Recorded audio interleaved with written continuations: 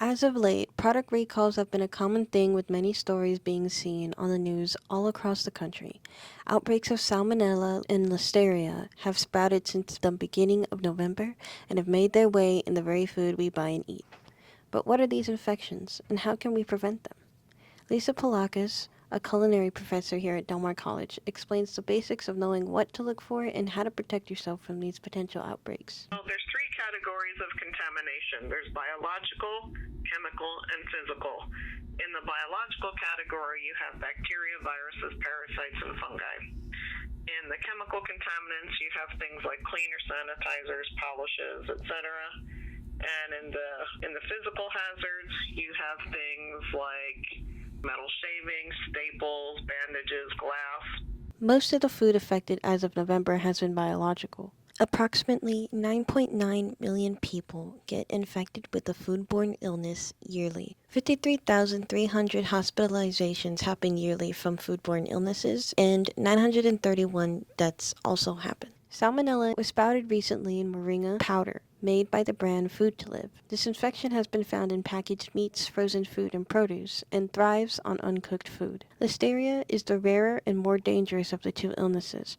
It has been found in pre-prepared pasta meals like Sprouts Farmers Market smoked mozzarella pasta salad and Scott and John's shrimp scampi with linguine bowls. So after all this information, how does this affect your everyday shopper?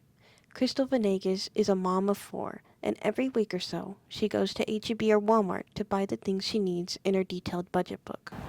Okay, my name is Crystal Venegas. I do a weekly budget plan, because of money and because of, how everything's expensive now.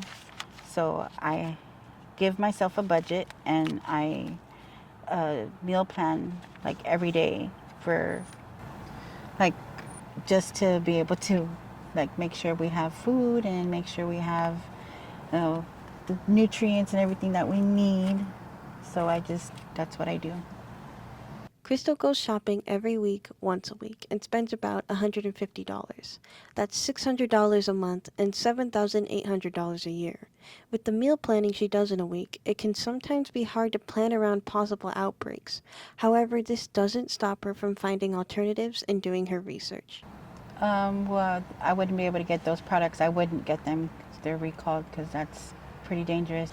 The utmost thing is the safety of everybody, With everything going on in the world, it is important to stay in the know about things as anything can happen, especially to your food. The best thing that people can do is purchase food from an approved, reputable supplier. Make sure you know your food, where it's coming from. And you also want to make sure that you cook your food correctly to the proper minimum internal temperatures. Stay safe and in the know. I'm Miriam Rodriguez for Foghorn News.